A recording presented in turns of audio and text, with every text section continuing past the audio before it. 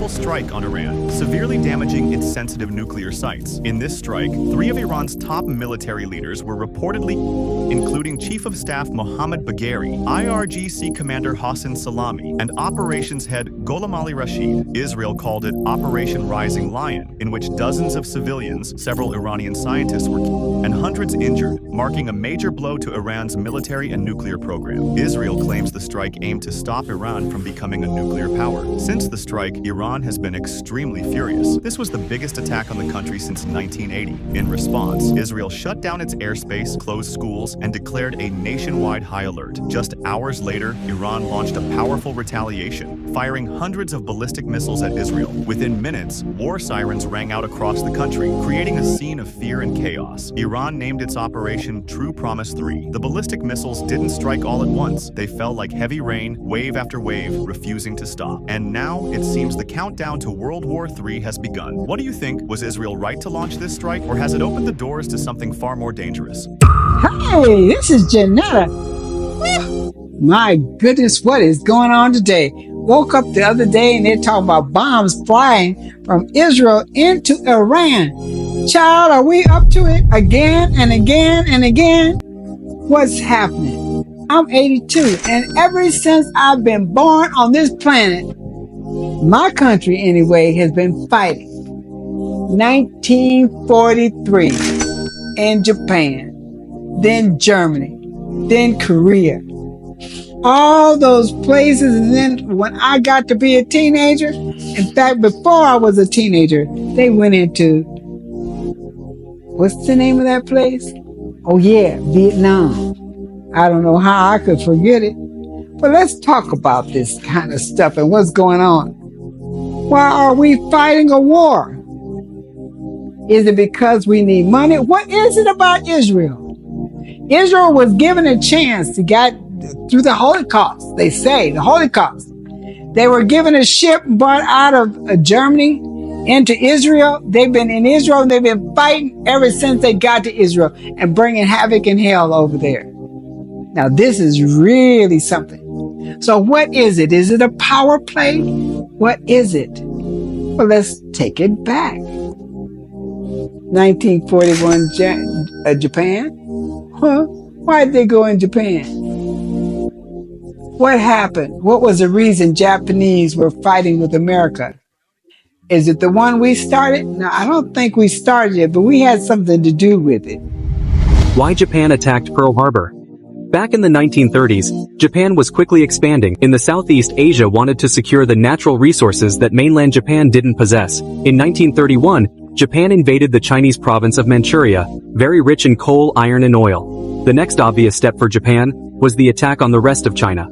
Although at the beginning the war went well for Japan, it transformed in a stalemate. With Japan shifting its attacks to Indochina, the US quickly felt that his dominance in the Pacific was threatened and responded with an embargo on its exports to Japan. This was followed by Britain and the Netherlands. Thus, Japan lost 94% of its vital oil supply. The only option for Japan was to take the resources by force from British Malaya and the Dutch East Indies. But they were sure that US will respond its invasion with force. That's why Japan decided to completely destroy the US Pacific Fleet by attacking it on its main base, Pearl Harbor, and shift the Pacific dominance to their side. Germany. We went to Germany. We weren't going to go to Germany, but we decided we'd go to Germany to fight in that war. And a lot of people think we went over there to free the Jews, but that's not the real reason we went to Germany. There's a lot of reasons as to why America goes to Germany and goes to all these other countries. And you know, when you go there and when you think about it, at one time, Germans were our enemies. Japan, they were our enemies. All these people that were our enemies are now our allies. Why? Oh, okay. Wait a minute. Let me talk about it. Then Korea. We went to Korea. Why did we go to Korea? Because we were fighting the communists. We wanted to fight the communists. We want to squash them. We want to make everybody a democracy. And I think that's the same reason. Oh, maybe I'm wrong. But we went to Vietnam. And I didn't know that we went to Vietnam in 1955, but the war didn't really rile up until about 1960, I think. That's when they started drafting all these young men in the United States to go to that war. That was the first time I had heard about all the fighting. Yeah. Fighting. And today we're going to fight again. What is the cost of war? What does it cost to us as a people? How do we manage to let our leaders allow them? How do those people in Israel allow Benjamin Netanyahu, wake up and decide that he's going to fight over into Iran and shoot into Iran? And right now, there's hell going on in Tel Aviv. Moments ago, Israel launched Operation Rising Lion, a targeted military operation to roll back the Iranian threat to Israel's very survival. This operation will continue for as many days as it takes to remove this threat. For decades, the tyrants of Tehran have brazenly, openly called for Israel's destruction. They've backed up their genocidal rhetoric with a program to develop nuclear weapons. In recent years, Iran has produced enough highly enriched uranium for 9 atom bombs. 9. In recent months, Iran has taken steps that it has never taken before, steps to weaponize this enriched uranium. And if not stopped, Iran could produce a nuclear weapon in a very short time. It could be a year, it could be within a few months, less than a year. This is a clear and present danger to Israel's very survival. I don't think he consulted the people. It's about power. It's not about people. It's about imperialism. That's what it's about. But I'm going to tell you something, Africa. I think we got an advantage. While they're over there fighting, I know your heart goes towards the people in the Palestine. And I know your heart is going to go towards the people in Israel. But while they're busy doing that, we can be preparing. We can be getting together, which we need to do, because they're on their way. They believe me. They're going to find some reason, somehow, to come in here to Africa. And I'm going to tell you why. Because right now, Africa is saying, I don't want to be poor no more. You can't just take my gold out of here, my copper, my iron, my cobalt, my lithium. I want some money. I want you to pay me for my stuff. And they're not going to like it. Because they got a saying in this. If it's something in the United States' interest, they'll fight for it. Now, can you imagine? Your gold is in their interest. Your copper is in their interest. Your nickel is in their interest.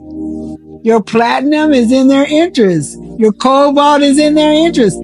Every doggone thing you got over here is in their interest. Even your cheap labor is in their interest. You staying poor is in their interest. You're in their interest, and they want to keep you down. So they're interested in keeping you down. Their interests. Now, what are we going to do about it? Well, first of all, Felice Tshisekedi. Now, that joker, when he was having problems with the M23, he called on power broker United States Big Papa to help him out. He said, I'll give you everything I got if you just get the M23 off my back. The DRC is in big trouble. They are about to make a deal that may change everything. The United States has made it its business to bring peace to the Democratic Republic of Congo as it seeks to cash in on its minerals. U.S. President Donald Trump on Thursday, through his advisor on Africa, Masad Boulos, made it clear that he expects a swift resolution to the security crisis plaguing Eastern DRC to make it possible for American private investors to move in. Can you talk about the discussions for a deal with your country? Très bien, merci. Bonsoir à vous. Thank you very much. Good evening to you. We are looking for partnerships, and we have established partnerships with many other countries, and we think the United States of America, given its role and influence around the world, is an important partner to have. And we are very happy to see that with the Trump administration, things are moving a lot faster on both sides. And of course, the President of the United States, Donald Trump, said, hey, you just made a number. Let's sign the agreement. In the history of our country. And don't let some of these politicians go around saying, because I'm telling you, these countries are calling us up, kissing my ass. They are dying to make a deal. Please, sir, make a deal. I'll do anything. I'll do anything, sir. And then I'll see some rebel Republican, some guy that wants to grandstand, say, I think that Congress should take over negotiations. Let me tell you, you don't negotiate like I negotiate. Now, these same people, the United States, when Patrice Lumumba talked about freeing the Congo and making sure that the Congo people lived as a free people, and what he wanted to do, the CIA came into the Congo and they not only killed Patrice Lumumba, they melted the man down. But it wasn't the CIA that did it by themselves. They used a brother. What's that man's name? They used a brother. They used a man that wanted leadership, wanted power. Patrice Lumumba was killed basically by, I'm gonna mention this because it was Joseph Mobutu was a rival for the position of power. So he helped Belgium and the American CIA to get rid of Patrice Lumumba. It was their idea at first, and they promised him power. And he was in power for a lot of years, but he killed Patrice Lumumba. And see, that is one of the things that, because Patrice Lumumba had not threatened America. He had not threatened America sovereignty. He had not said he's going to come bomb America. He didn't say anything about that. Patrice Lumumba did not say he was going to pay Belgium back for what they did. No. Patrice Lumumba at that time embraced Russia, who was communist, and for some reason, now the Russians fought with the Americans and Europeans in Europe. They helped to fight the Europeans in Europe. But now all of a sudden they don't like the communists because they're not a democracy. And so Patrice Lumumba, when he got up and spoke, and he let the people know the Congo would be for the Congo wealth would be for the Congo, he became a threat to the U.S. government and also Belgium. They got that same problem right now today. Now we're talking about fighting and wars and why it is. And you Americans, let me let you know, these things are profitable to you, because not to you, but to the powers that be that are rich in the United States of America. In fact, if you want gold, you got to pay high price for it, and they're coming over here getting in boatloads cheap, and they want to keep it that way. And they're making you think, America, you think that the reason why they're fighting any of these wars is because of you and because they're keeping you safe in the United States of America. That's a damn lie. They're making money off of it. They're making money off of you. In fact, if it wasn't for the war, they wouldn't have taken you out of depression. War, they caused you economically. War is good economically for the United States of America, for the rich people. Sure, you get a job, but they get richer and richer and richer. So almost all these wars, basically all these wars, have to do with material wealth, has to do with money. But it's you that your blood is running. All the people that King Leopold killed, they have the president of the DRC right now to go to the very people that killed him. He went to Belgium first and asked them for help. Then Belgium took their troops and went back home. Then he called the United States of America, the one who killed Patrice Lumumba, who killed. The United States has no history of helping the people in Congo out other than taking their gold and sending them some loaf of bread and a Bible. And letting them know through that Bible, sir, you're suffering under righteousness right now, but your choice is going to go to heaven. That's your choice, to go to heaven. Just, believe that you're going to be taken out of here and you won't suffer like this anymore. But meanwhile, we're getting your gold. We're taking all your minerals. We're taking everything you got, anything worthwhile. We're taking it out of here. And we're going to send you a little something to help you survive. But they call Big Daddy. So that joker from Congo called Big Daddy. Now, you Americans, you got to pay for this, but are you going to benefit anything from the gold, the wealth that these people get out of Africa? Hell no, you're not going to do it. But you got to pay for the war. Let's talk about it. The war in Vietnam. In 1955, during the war between Vietnam and America, America decided that there shouldn't be a country called Vietnam by sunrise. They sent many ships to Vietnam in the middle of the night. However, even after the next day, those ships didn't return. America became scared and tried sending more ships, but there was no response. Despite being a small country, Vietnam resisted, and the world started to question America's power. Unable to bear the criticism, America directly entered Vietnam. Upon entering, they discovered that all the weapons and ships they had sent were destroyed, and Vietnam was now ready to attack back. Yes, Vietnam won that war. When the world asked Vietnam how they defeated America with such small forces, do you know what the president of Vietnam said? Have you noticed the face of a person in the statues in many cities of our country? We won against America by studying the history of his strategies. Do you know who that person is? Chhatrapati Shivaji, who ruled India. If that king were with us, we would have ruled the world. Did we win that war? Did we win that war? Before that, Korea. Did we win the war in Korea? Look at it. Did we win the war in Korea? We are still in Korea. We've been in Korea since 1955 as well. Whenever we mention the Korean War, the image of the volunteer soldiers always comes to mind. However, before the volunteer soldiers entered Korea, the armored forces of the Korean People's Army had already launched a devastating attack.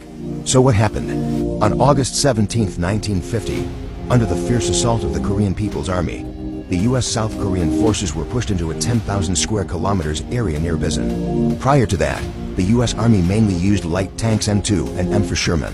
However, when facing the steel flood of the KBA 48-year-old tanks of the Korean People's Army, they were frequently overwhelmed and forced to retreat in chaos. Realizing the danger of being pushed into the sea, the Americans hastily deployed for M26 Pershing tanks to defend Bisan, placing all hope on this weapon of mass destruction, which was designed to counter the German Tiger and Panther tanks.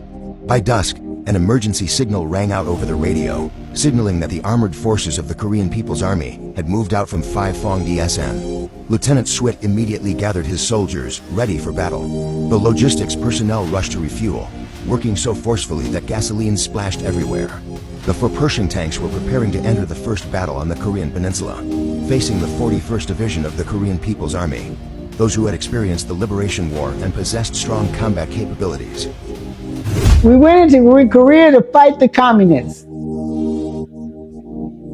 Korea divided up. One part is still communist and the other part is supposed to be free, but we have had troops in Korea since 1955. Has cost us money. Money, tax money. And you can't get health care. Oh, we're smart. We're smart, but to the African. The reason why they were able to get Patrice Lumumba is because they had help. That's the same way with Thomas Sankara. That's the same way that's trying to operate right now with Ibrahim. Now, America, when that general that just left here, because they fired General Langley. General Cavoli, General Langley, welcome. Thank you both for appearing today. I'd also like to take a moment to recognize that this will be the final hearing before the committee for each of you before your well-deserved retirements. No. Yes. For 4 decades, well, we could change that. Well, for 4 decades, you have stepped forward time after time to lead American service members, including in combat, and through historically difficult challenges. You have made the United States safer. You have made our forces in Europe and Africa stronger. On behalf of this committee, thank you for your distinguished service to our nation. Congratulations to you and your families on your pending retirements. But he was talking up conflict. He was talking up, we have a possibility that they had to come from America, send troops from America, or spend money for people to have troops in Africa, in Burkina Faso, because that man was a threat to his people. Now, I'm going to ask you this, black man, black woman. When have they sent you a rescue in the United States to help you because you're black? I don't know how we drink that, smoke that, whatever we're doing, or drink the coffee. It's crazy. And I'm going to tell you, I'm going to charge you young people of this. They're going to always find a reason to have a war. Don't you believe they're going to calm down and then someday it's going to be over with in the sweet by and by, because it's not, you're going to have to fight for your freedom. You're going to have to fight. You're going to have to decide that you're going to make a stand. And I'm not talking about this little stuff, but if it wasn't for some of these jokers inside of Africa, your own people that are abusing and using you, they're getting fat, building houses, building castles, taking money overseas, flying around, thinking they're worth something, period. And some of them walked them same roads that you walked, but they got an opportunity. And then once they got the opportunity, instead of helping you out, they sold out. They sold you out. And that's why you're suffering. That's why no jobs. They sold you out. There's no reason as why Africa doesn't have factories, hospitals, everything you can think of, washing machines. I can't even imagine. And you going to war fighting with each other. You went to war for France. You went to war for France. You fought in World War II. You went to war to France. That's their plan for you to kill each other. Can you imagine? Can you imagine? Ibrahim is a threat. But you better believe they're making some plan. They're trying to make some plan to keep you from succeeding. They believe that they attack and get him because he's a threat. And based on, when you look at some of these videos I'm putting on here, when you look at some of the things, you will see that that's what they move on. Threat to their interest. A threat to their interest is that what they're interested in having and what they're interested in promoting and doing, in order to get it done, because they're imperialists. They believe they should be ruling the world. Now I'm going to take you to the Bible. I'm going to take you to the Bible. You know that when the Creator called on the flood to get rid of evil, well, angels, fallen angels are spirits. They're not people. They didn't die in the flood. Them same evil spirits before the flood was there after the flood. That's what makes me wonder about the flood, because the flood didn't clean out nothing. Those same evil spirits, and these people have to be full of evil spirits. So you up in church binding the devil, casting the devil out of each other. You need to start thinking about the evil spirits that cause this war, all the blood, all the money. All the money. Ukraine, they're not satisfied. Fighting in Ukraine, fighting in Russia, fighting, blood,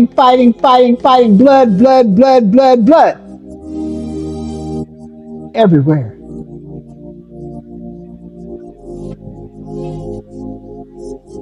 Everywhere.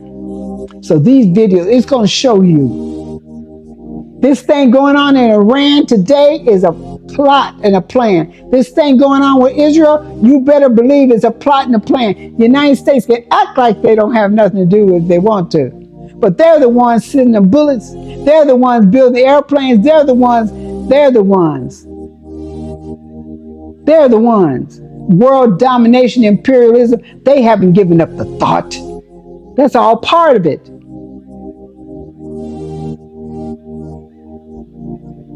But hey, that power that we have inside of us, that spiritual power that we have inside of us, and I can demonstrate how we are pure people of spirit and power, because we're outlasting them all. Every population is decreasing in the world but ours. Even though they're killing off, we're killing off each other, we're dying of childbirth, and just imagine how many people there would be in the Congo if Leopold hadn't killed 10 million or more. We are strong people. But don't you think they're giving up. They're not giving up.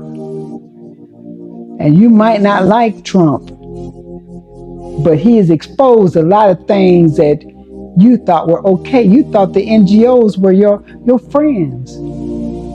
You thought the aid coming over here was a friendly gesture, not realizing that they were giving you a loaf of bread and taking a loaf of gold, a kilo of gold out of here. You paid a high price for that donation. You paid a high price for it. And a lot of Americans are very foolish, because there's a lot of churches that raise money and really think seriously that you're poor over here. So they're helping Africa out. They don't know. They don't know that you're poor because that rich man that's coming over here taking Africans' minerals and wealth, they're taking, and then they're telling you how poor Africa is, so you send your money over here to help the poor Africans. And they're getting, sometimes I think a PhD means a post-hold dealer or a post-hold handler or something. Because you know why? We got people that have more, some of them got more than one. They got 2, 3, 4, 5 PhDs. And just as stupid as they can be to let this go on like it's going on. Because you know why? Those PhDs they learn from the man. The very people that are destroying us are the ones that taught you in school. And they didn't teach you about yourself. They taught you about them. So you don't have any pride in your culture and who you are. So that's why you're taking your brains, your talent, your skill, and you run it over there to the United States, England, and all these countries to build them. And you leaving us poor here in Africa, our richness of wealth. And we asking them for a grant or a donation. There should be no reason in the world why any African should go to sleep hungry. There should be no reason in the world why any African should be poor. None. Not one. So these people in our governments, these people that are ruling us, the people that we trust, even the preachers. Let me tell you something, the preachers are involved in it too. Don't you believe they're not? Because they're part of the elite. Most pastors are politicians. I call them spiritual politicians. As long as you stay poor, then you're going to keep the church full. Rich people don't go to church all the time. They ain't praying and ask God to bless them. They're not doing it. They're not praying and ask God to heal them because they can go to the doctor. So it would empty their churches. They got churches. They got power. I'm a man of God. They're involved in it. They know the truth of the gospel. They know the truth and they're not preaching it. They're preaching everything but the truth. They know the truth. But the truth that you're getting is a truth to keep you in prison and colonized. But we're going to discuss the truth. You're going to know the truth. Hey, this is Janetta, and you're watching Africa Speak